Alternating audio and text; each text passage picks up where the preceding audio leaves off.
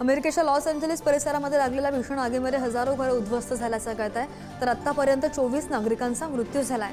या धुमसणाऱ्या वणव्यानंतर नियंत्रण मिळवण्यासाठी अग्निशमन दलाच्या जवानांनी कंबर कसल्याचंही पाहायला मिळत आहे। या आगीमध्ये किमान 16 जण अजूनही बेपत्ता असून ही संख्या वाढण्याची भीती अधिकाऱ्यांनी व्यक्त केली आहे। मागील आठवडाभरापासून कॅलिफोर्नियाच्या लॉस एंजेलिससह हॉलिवूडच्या टेकड्यांवर आगीचा तांडव सुरू आहे आणि अनेक सेलिब्रिटींच्या बंगल्यांसह अनेक वास्तू आणि घरंसुद्धा वाहनंसुद्धा जळून खाक झाली आहेत। अनेक एकर जंगलं यामध्ये नष्ट झालेली आहेत। अमेरिकेच्या लॉस एंजेलिस परिसरामध्ये लागलेल्या वणव्यामुळे हजारो घरं उद्ध्वस्त झाल्याचं कळत आहे। 24 जणांचा मृत्यू झाला। आगीच्या घटनेनंतर हवामान खात्यानं आणखी एका संकटाचा इशारा परिसरातील नागरिकांना दिला आहे। राष्ट्रीय हवामान सेवेने बुधवारपर्यंत तीव्र आगीच्या स्थितीसाठी रेड फ्लॅग चेतावणी जारी केलेली आहे। 480 किलोमीटर वेगाने वारे वाहणार आहेत आणि सुमारे 1.5 लाख लोकांना सुरक्षित स्थळी हलवण्याचे आदेश देण्यात आलेले असून 700हून अधिक नागरिकांनी 9 निवाऱ्यांमध्ये आश्रय घेतलाय। अमेरिकेच्या संरक्षण विभागाने एक व्हिडिओ फुटेज शेअर केलेलं आहे। शनिवारी लॉस एंजेलिसमध्ये आगीवर नियंत्रण मिळवण्यासाठी सुपर हर्क्युलिस विमानांनी महत्त्वाची भूमिका बजावली आणि या बचाव कार्यामध्ये कॅलिफोर्निया एअर नॅशनल गार्डच्या हवाई दलानं सहभाग सुद्धा घेतलेला होता। आग विझवण्याचा प्रयत्न करणाऱ्या अग्निशमन दलाला हवाई दलानं मदत केली आणि हवाई दलाकडून आगीवर नियंत्रण मिळवण्याचा प्रयत्न करतानाचा विमानाच्या कॉकपिटमधला व्हिडिओ संरक्षण दलानं शेअर केला। त्यावरून आगीची भीषणता आणि विझवण्यासाठी केलेले प्रयत्न सुद्धा दिसत आहेत।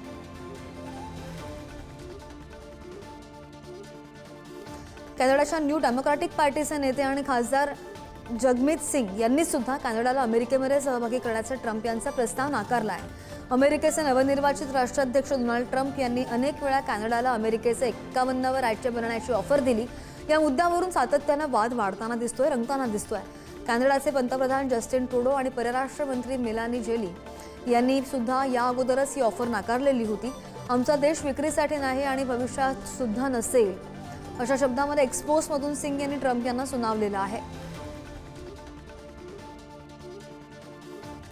कॅनडाच्या न्यू डेमोक्रॅटिक पार्टीचे नेते आणि कॅनडाच्या माजी पंतप्रधान जस्टिन ट्रुडोचे सहकारी जगमीत सिंग यांनी डोनाल्ड ट्रम्प यांच्या कॅनडाच्या टॅरिफ वाढ आणि अमेरिका विलिनीकरणाच्या प्रस्तावांवर कडक शब्दात टीका केली आहे। डोनाल्ड ट्रम्प अमेरिकेच्या 47वे राष्ट्राध्यक्ष म्हणून शपथ घेणार आहेत आणि हा शपथविधी काही दिवसांवर येऊन ठेपलेला असतानाच सिंग यांनी सोशल मीडिया प्लॅटफॉर्मवर एक व्हिडिओ पोस्ट केल्याचं पाहायला मिळालं।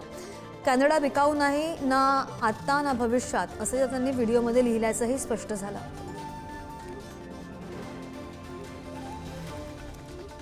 इस्रायल आणि हमासचा गाझा पट्टीमध्ये संघर्ष सुरूच आहे आणि गाझा पट्टीमधून मोठ्या प्रमाणामध्ये धुराचे लोट सुद्धा उठताना पाहायला मिळत आहेत। दुसरीकडे शस्त्रसंधीसह गाझा पट्टीमध्ये ओलीस असलेल्यांची सुटका करण्याच्या दिशेने अमेरिका आणि अरब मध्यस्थांमध्ये चर्चा सुरू आहेत, मात्र तसा करार अजूनही होऊ शकलेला नाहीये।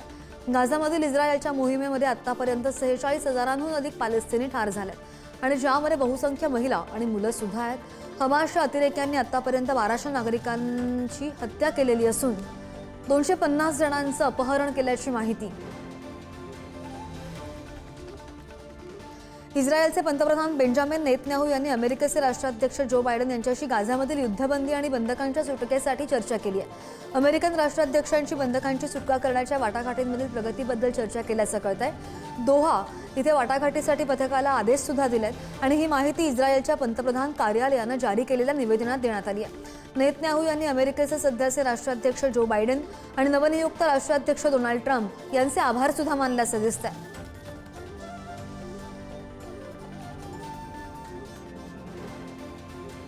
युक्रेन आणि रशियामधील संघर्ष अजूनही सुरू आहे आणि या युद्धात रशियाकडून लढणाऱ्या उत्तर कोरियाच्या सैनिकांना युक्रेननं बंदी केलेलं होतं आणि त्याच अनुषंगाने झेलेन्स्कींनी रशियाला एक ऑफर दिली आहे। या बंदी असलेल्या उत्तर कोरियाच्या सैनिकांच्या बदल्यामध्ये युक्रेनियन सैनिकांना परत करण्याची मागणी त्यांनी केली आहे। रशियाच्या कुर्स्क या भागामधून उत्तर कोरियाच्या 2 सैनिकांना युक्रेननं ताब्यात घेतलं।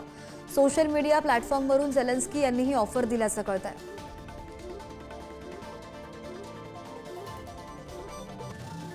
इराणचे संरक्षण मंत्री जनरल अजीज नाझीर जाहिद आणि इराणच्या लष्कर प्रमुख जनरल अब्दुल मौसावी हे ड्रोनची पाहणी करत असतानाचा एक व्हिडिओ सरकारी टीव्हीवरून प्रसारित झाला आणि या व्हिडिओमध्ये अज्ञात ठिकाणी पाहणी करत असताना विविध ड्रोन्स दाखवण्यात आले। इराणच्या आण्विक ठिकाणांवर संभाव्य हल्ल्यांची चिंता वाढू लागली आहे आणि अनेक ठिकाणांवर संरक्षण कवायती सुद्धा करण्यात येत आहेत। अलीकडे इराणने फोर्डो या परिसरामध्ये ड्रोन हल्ल्यांचा सामना करण्याच्या उद्देशानं हवाई कवायती केल्या आणि त्यासाठी ताफ्यामध्ये सुमारे 1000 ड्रोन सहभागी झाले.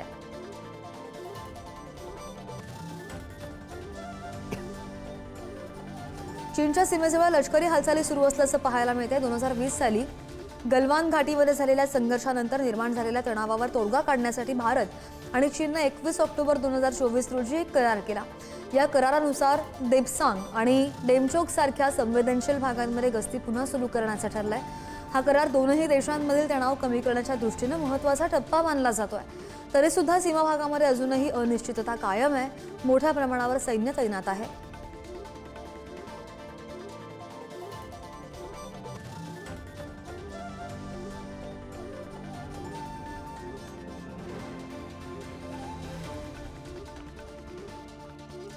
एकीकडे भारत आणि बांगलादेश तणावामध्ये वाढत असताना दुसरीकडे बांगलादेश आणि पाकिस्तान आणि तुर्कीसोबत संबंध प्रस्थापित करताना पाहायला मिळतोय. त्यामुळे भारतासाठी मोठा धक्का निर्माण होण्याची शक्यता. तुर्कीचे राष्ट्राध्यक्ष रेचेप एर्दोगन यांनी तुर्कीला इस्लामिक जगताचं नेतृत्व बनवण्याचा महत्त्वाकांक्षी प्रयत्न सुरू केल्याचं दिसतंय आणि त्यामुळे त्यांचं लक्ष बांगलादेशकडे वळलंय. पंतप्रधान शेख हसीना यांनी राजीनामा देऊन देश सोडला आणि त्यानंतर बांगलादेशमध्ये राजकीय बदल सुद्धा झाले आणि त्यामुळे तुर्कीला आपला प्रभाव वाढण्याची संधी मिळाली आहे.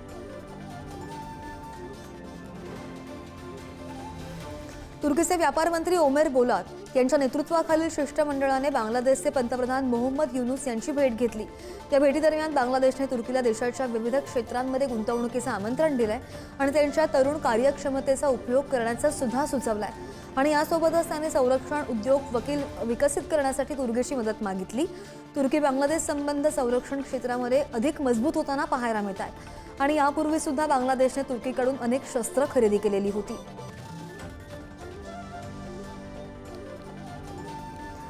आर्या नावाची मुलीसारखी दिसणारी रोबोट तयार करण्यात आलेली आहे आणि अमेरिकेमध्ये रिअलबोटिक्स या AI कंपनीनं हा रोबोट तयार केल्याचं कळत आहे. या अमेरिकन कंपनीनं 2025 कन्झ्युमर इलेक्ट्रॉनिक्स शोमध्ये लॉन्च केलेला होता आणि ही कंपनी जिवंत माणसांसारखी सामाजिक बुद्धिमत्ता आणि वैशिष्ट्य तयार असलेले रोबोट्स तयार करते.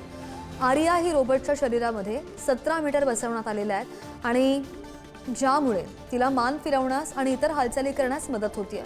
आर्याचा चेहरा, केसाचा रंग आणि केश रचना सुद्धा कस्टमाइज करता येते आणि भारतीय रोबोटची किंमत 1,50,00,000 रुपये आहे. चीनमध्ये HMPV विषाणूचे रुग्ण कमी होऊ लागलेत आणि यांसह HMPV हा नवीन विषाणू नाहीये, तो किमान 2 दशकांपासून आपल्या सोबत आहे, असं संशोधन वांग लिपिंग यांनी चीनच्या आरोग्य आयोगाच्या पत्रकार परिषदेमध्ये सांगितलं. 2001 मध्ये नेदरलँड्समध्ये हा विषाणू पहिल्यांदा आढळला. मात्र विषाणूच्या रुग्णांची संख्या अलीकडच्या काळामध्ये वाढलेली आहे. संशोधक वांग लिपिंग यांनी ही माहिती दिल्याचं कळत आहे आणि यासह आता पॉझिटिव्ह रुग्णांची संख्या कमी होत असल्याचं सुद्धा वांग लिपिंग यांनी सांगितलंय. भारतानं अद्यापही सुटकेचा निश्वास सोडण्याची वेळ आलेली नाहीये.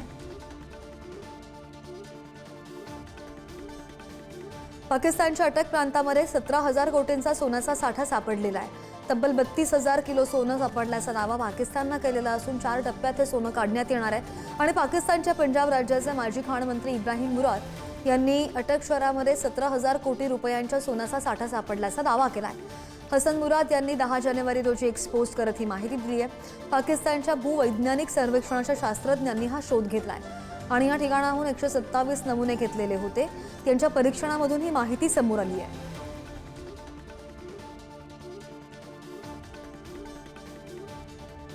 नोबेल शांतता पारितोषिक विजेत्या मलाला यांनी रविवारी पाकिस्तानमधील मुस्लिम मुलींच्या शिक्षणासंदर्भात आयोजित पत्रकार परिषदेमध्ये भाग घेतला आणि यावेळी त्यांनी मुस्लिम नेत्यांना आंतरराष्ट्रीय कायद्यानुसार लैंगिक भेदभावाला गुन्हा ठरवण्याचं आवाहन केलं.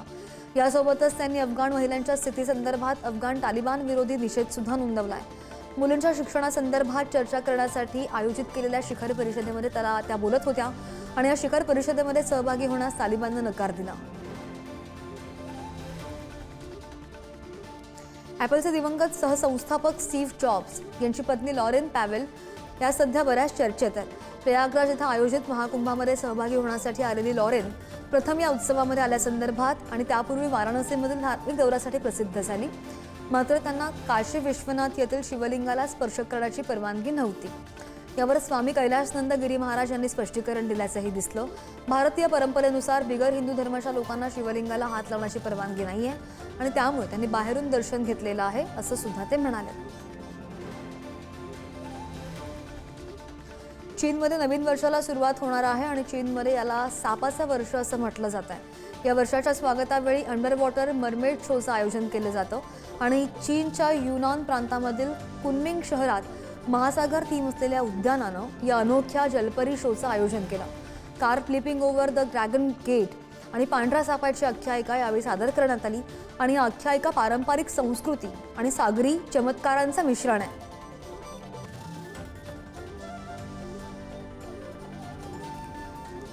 थायलंडकडून सोमवारी देशाच्या अर्थव्यवस्थेला चालना देण्यासाठी कॅसिनोजला कायदेशीर मंजुरी देण्याचा निर्णय झाला.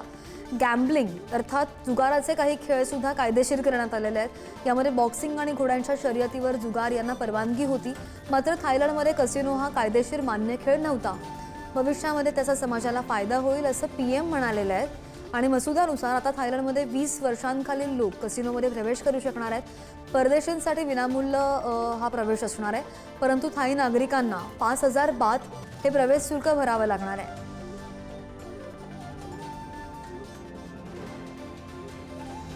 जगामधील अनेक देशांमधील जन्मदरामधील घट ही चिंतेची बाब बनते आणि जन्मदरातील घट रोखण्यासाठी जपान सरकारनं नवीन योजना आणल्याचं पाहायला मिळत आहे.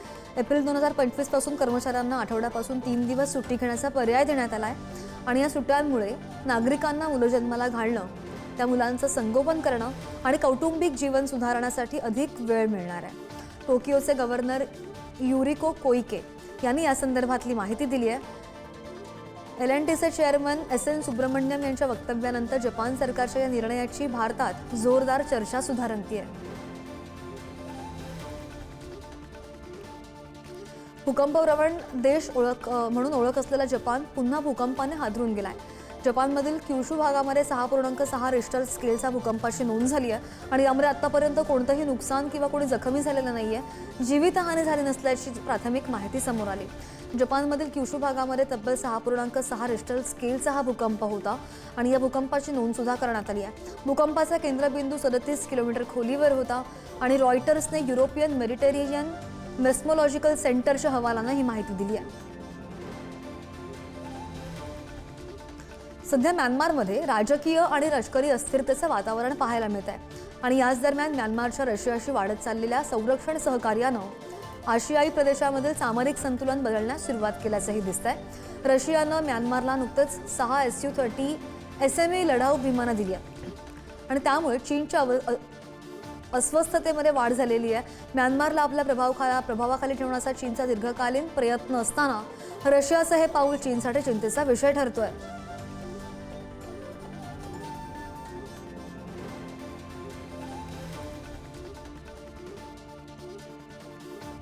डचेस ऑफ सक्सेसने अमेरिकेच्या लॉस एंजेलिस भागामध्ये लागलेल्या वणव्यामुळे नवीन नेटफ्लिक्स मालिकेचं प्रदर्शन पुढे ढकललंय. विथ लव्ह मेगन हा चित्रपट बुधवारी प्रदर्शित होणार होता. मात्र आगीमध्ये नुकसान झालेल्यांची मदत करण्यावर लक्ष केंद्रित करण्यासाठी प्रीमियर पुढे ढकलण्यात आल्याची विनंती करण्यात आलेली होती आणि त्याच विनंतीचं समर्थन करत स्ट्रीमिंग सर्व्हिसेसनं हा प्रीमियर पुढे ढकललाय.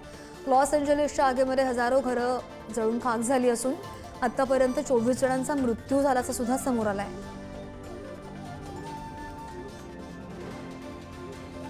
प्रयागराजमध्ये महाकुंभ मेळाव्याला सुरुवात झाली आणि हा सोहळा 45 दिवस चालणार आहे.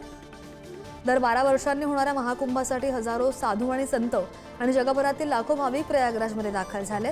पुढील 1.5 महिन्यामध्ये तब्बल 40 कोटी भाविक या मेळाव्याला येण्याची शक्यता सुद्धा वर्तवली जाते आणि त्यामुळे महाकुंभ 2025च्या माध्यमातून उत्तर प्रदेशच्या विकासासाठी आणि आर्थिक दरवाढीसाठी 2 लाख कोटी रुपयांपर्यंतचं उत्पन्न मिळण्याचा अंदाज सुद्धा वर्तवला जातोय. सोहळ्यासाठी येणाऱ्या लोकांनी सरासरी 5,000 रुपये जरी खर्च केले तरी त्यातून 2 लाख कोटी रुपयांची उलाढाल होण्याची शक्यता.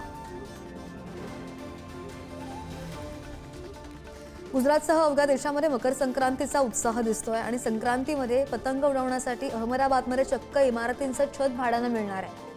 प्रत्येकी 4,000 रुपये भाडं असून सुद्धा वेटिंग सुरू असल्याचं कळतंय. संपूर्ण टेरेसचं भाडं तब्बल 15,000 रुपयांवर पोहोचलंय आणि अहमदाबादच्या रिव्हरफ्रंटवर आंतरराष्ट्रीय पतंग महोत्सव सध्या सुरू झाला आहे. त्यामध्ये 44 देशातील पतंग उडवणारे सहभागी झालेले आहेत. या पतंगबाजीचा आनंद घेण्यासाठी परदेशी नागरिक सुद्धा मोठ्या संख्येने अहमदाबादच्या कोर्ट परिसरामध्ये आलेले आहेत.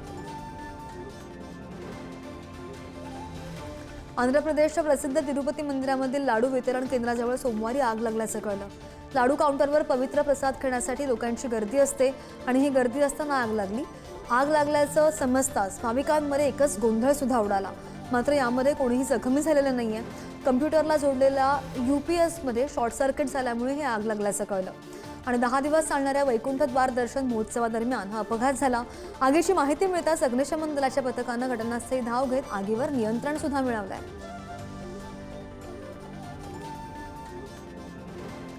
जम्मू काश्मीरमधील झेडमोर बोगद्याचं उद्घाटन पंतप्रधान नरेंद्र मोदी यांच्या हस्ते करण्यात आलं आणि यावेळी उपराज्यपाल मनोज सिन्हा, ओमर अब्दुल्ला आणि केंद्रीय मंत्री नितीन गडकरी सुद्धा उपस्थित होते. ओमर अब्दुल्ला यांनी पंतप्रधान मोदी यांचं केलेलं कौतुक हा सर्वांसाठी चर्चेचा विषय बनला. मोदींनी जम्मू काश्मीरमध्ये 4 महिन्याच्या आत निष्पक्ष निवडणुका घेण्याचं आश्वासन पूर्ण केलं असं कौतुक सुद्धा ओमर अब्दुल्ला यांनी केल्याचं दिसलं. जम्मू काश्मीरला लवकरच पूर्ण राज्याचा दर्जा द्याल अशी मागणी सुद्धा ओमर अब्दुल्ला यांनी यावेळी केली आहे, अशी ही माहिती. उत्तर प्रदेशच्या प्रयागराजमधील महाकुंभामध्ये देशविदेशातून पर्यटक पोहोचलेले आहेत. अनेक साधू संत महाकुंभामध्ये सहभागी झाल्याचंही दिसतंय. पण या मेळाव्यामधील एका साध्वीचा व्हिडिओ तुफान व्हायरल होतोय. ती उत्तराखंड आचार्य महामंडलेश्वर यांची शिष्य आहे. तिची सुंदरता पाहून यूट्यूबवरला प्रश्न विचारला होता, तुम्ही इतक्या सुंदर आहात मग साध्वी का बनलात? त्यावर साध्वीनं दिलेल्या उत्तराने नेटकऱ्यांचं लक्ष वेधलंय. मला आजवर जे करायचं होतं ते मी केलंय आणि त्यानंतर सर्व काही सोडून मी साध्वी बनली असं ती म्हणालेली आहे. उत्तर प्रदेशच्या प्रयागराजमध्ये महाकुंभाला सुरुवात झाली आहे. देशविदेशामधून कोट्यावधी भाविक या महाकुंभामध्ये सहभागी होणार आहेत. साधू संत सुद्धा त्यानिमित्त प्रयागराजमध्ये दाखल झालेले आहेत, पोहोचलेले आहेत. सध्या सुरक्षेच्या दृष्टिकोनातून प्रशासनानं सर्व आवश्यक उपाययोजना केल्यात आणि त्यासाठी एक तरंगती पोलीस चौकी सुद्धा नदीपात्रामध्ये उभारण्यात आली आहे.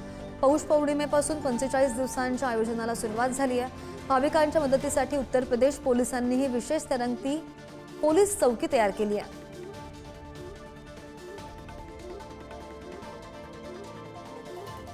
मणिपूरच्या बीरेन सरकारनं ऑपरेशन सस्पेंड अंतर्गत दहशतवादी गटाला 6 कोटी रुपये दिल्याचा काँग्रेसनं आरोप केला आणि त्यावर मुख्यमंत्री बीरेन सिंग यांनी प्रतिक्रिया देण्यास नकार दिलाय. हे जे आरोप करतात परंतु सरकारमध्ये गुप्तता आहे आणि आम्ही सर्व काही उघड करू शकत नाही. ते नेहमी विविध पद्धतींद्वारे गोपनीय माहिती उघड करण्याचा प्रयत्न करतात असं बीरेन सिंग म्हणाले. या संदर्भात प्रादेशिक मंच किंवा संबंधित पक्षाकडून स्पष्टीकरण दिलं जाईल आणि याविषयी माझं काही म्हणणं नाही असं सुद्धा ते म्हणाले. मागील वर्षी मारले गेलेले 60% अधिक दहशतवादी पाकिस्तानी वंशाचे असल्याचा खुलासा भारतीय लष्कर प्रमुख जनरल उपेंद्र द्विवेदी यांनी केला आहे आणि यासह सध्या जम्मू भागामध्ये जे दहशतवादी शिल्लक आहेत ते 80% किंवा त्याहून अधिक पाकिस्तानी वंशाचे आहेत. जनरल उपेंद्र द्विवेदी यांनी ही माहिती दिली आहे आणि यासह जम्मू काश्मीरमधील परिस्थिती संपूर्णपणे नियंत्रणात असल्याचं सुद्धा द्विवेदी म्हणाले. अमरनाथ आणि निवडणुका शांततेमध्ये पार पडल्या आणि त्यामुळे टेररिझम टू टुरिझम ही थीम हळूहळू आकार घेत असल्याचं सुद्धा जनरल द्विवेदी म्हणाले. पौष पौर्णिमेच्या शुभ मुहूर्तावर आज जगामधील सर्वात मोठ्या आध्यात्मिक मेळाव्याला जगभरातून नागरिक उपस्थित झाले आणि त्यांच्या सुरक्षेसाठी उत्तर प्रदेश पोलीस कुडांवर गस्त घालतायत. तसंच महाकुंभ मेळ्यामध्ये पवित्र स्नान करण्यासाठी उत्तर प्रदेशमधील प्रयागराज येथील त्रिवेणी संगमावर सकाळपासूनच मोठ्या प्रमाणावर गर्दी सुद्धा होतीये आणि त्यामुळे भाविकांच्या सुरक्षिततेसाठी पोलीस आणि CRPFचे पथकं घटनास्थळी दाखल उपस्थित आहेत. दाट धुकं आणि कचरा जाळल्यामुळे निघणाऱ्या धुरामुळे चेन्नई विमानसेवेवर परिणाम झाल्याचं दिसलं आणि यामुळे भारतीय विमानतळ प्राधिकरणाने 30 उड्डाणं पुन्हा शेड्यूल केली आहेत. 3 उड्डाणं रद्द केल्याची माहिती. धुकं आणि धुरामुळे दृश्यमानता कमी झाली आहे आणि ज्यामुळे उड्डाणं सुरक्षितपणे चालवणं कठीण झालंय. त्यामुळे प्रवास करणाऱ्या प्रवाशांवर परिणाम झालेला आहे. सुरक्षित टेक ऑफ आणि लँडिंग सुनिश्चित करण्यासाठी फ्लाईट्सचं वेळापत्रक सुद्धा बदलण्यात आलं आहे.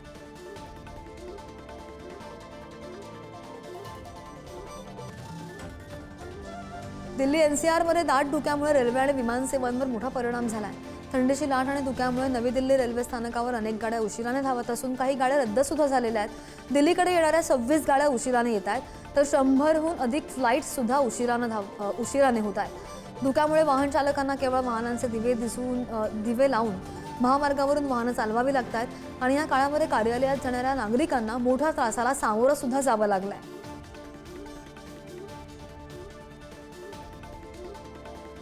2025च्या महाकुंभाचा 45 दिवसांचा पवित्र सोहळा आजपासून सुरू झालाय. लाखो भाविक, साधू आणि संत पौष पौर्णिमेच्या शाही स्नानामध्ये सहभागी झालेले आहेत. दरम्यान पंतप्रधान नरेंद्र मोदी यांनी सुद्धा ट्विटरवर पोस्ट करत सोहळ्याच्या सगळ्यांना शुभेच्छा दिल्यात आणि भारतीय आध्यात्मिक परंपरेचा हा भव्य उत्सव तुम्हा सर्वांच्या जीवनामध्ये नवीन ऊर्जा आणि उत्साह घेऊन येईल अशी आशा आहे, असं सुद्धा पंतप्रधान मोदी म्हणाले. आपली श्रद्धा आणि संस्कृतीशी संबंधित या दिव्य प्रसंगी मी भक्तांचं मनापासून अभिवादन आणि शुभेच्छा देतो, असं सुद्धा पंतप्रधान मोदी यांनी पोस्टमध्ये लिहिलंय.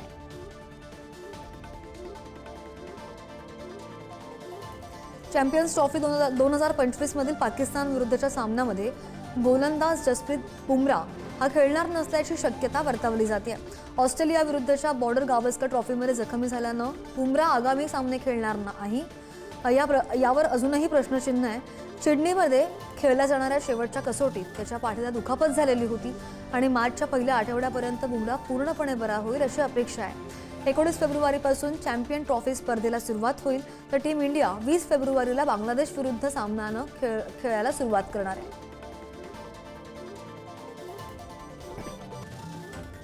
सोशल मीडियावर एक व्हिडिओ व्हायरल झालेला आहे आणि त्यामध्ये एक व्यक्ती हत्तीला त्रास देताना पाहायला मिळते. हत्तीला त्रास देणाऱ्या या व्हिडिओवरून अनेक नेटकऱ्यांनी संताप व्यक्त केल्याचंही दिसलं. कदाचित आपण तरुण आहात आणि आपण हत्तीनं मागे टाकू शकता, मात्र हे रागीट प्राणी पुढचे काही दिवस इतर माणसांना पाहिल्यास शांतपणे वागत नाहीत असा इशारा देतानाच मौज मजेसाठी वन्य प्राण्यांचा त्रास देऊ नका असा सल्ला सुद्धा नेटकरांनी दिलाय. अनेकदा माणसाळलेले हे प्राणी शांत स्वभावाचे असतात, मात्र त्यांना त्रास दिल्यानंतर ते हल्ले करण्याची भीती वर्तवली जाते.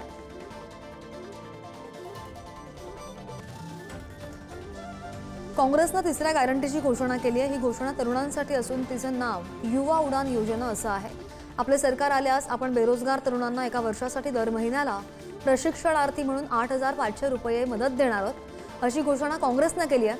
राजस्थानचे माजी उपमुख्यमंत्री तथा काँग्रेस नेते सचिन पायलट यांनी राजधानी दिल्लीमध्ये ही घोषणा केल्याचं पाहायला मिळालं. सर्व नागरिकांना 25 लाख रुपयांपर्यंत मोफत उपचार देण्याचं आश्वासन सुद्धा त्यांनी दिलं आहे.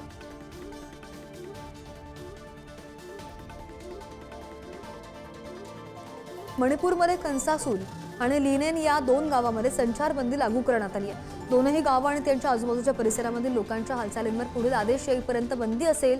एका गावामधील कुकी तरुणानं दुसऱ्या गावातील नागा महिलेवर हल्ला केला आणि याचवेळी कामजोंग जिल्ह्यामधील होंगबाई या भागामध्ये जमावानं आसाम रायफल्सच्या तात्पुरत्या कॅम्पवर हल्ला केल्याचंही पाहायला मिळालं आणि त्यामुळे या परिसरात तणावाचं वातावरण आहे.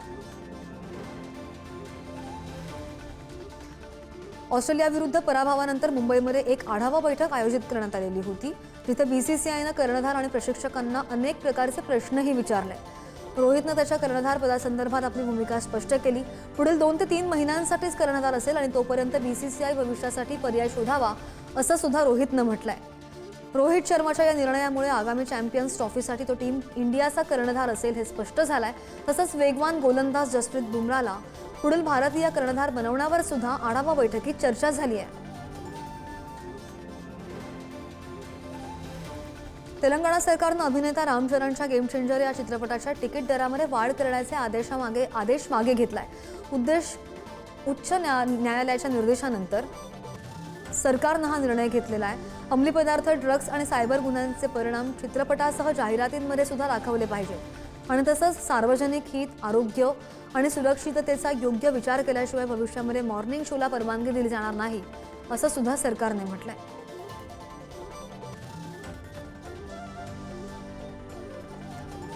अमेरिकी चलन आणखी मजबूत होत असताना आणि परदेशी गुंतवणूकदारांकडून दुर्लक्ष होत असताना रुपयाचा प्रतिकार अपयशी ठरलेला आहे. शुक्रवारच्या सत्रामध्ये रुपया आणखी 18 पैशांनी घसरला आणि इतिहासामध्ये पहिल्यांदाच रुपयानं डॉलरच्या तुलनेमध्ये 86.4 असा टप्पा गाठलाय. चिंतेची बाब म्हणजे रुपयाच्या घसरणीचा हा सलग 10वा आठवडा आहे आणि यामधून रिझर्व्ह बँकेकडील परकीय गंगाजळी सुद्धा वेगानं आटत चालली आहे.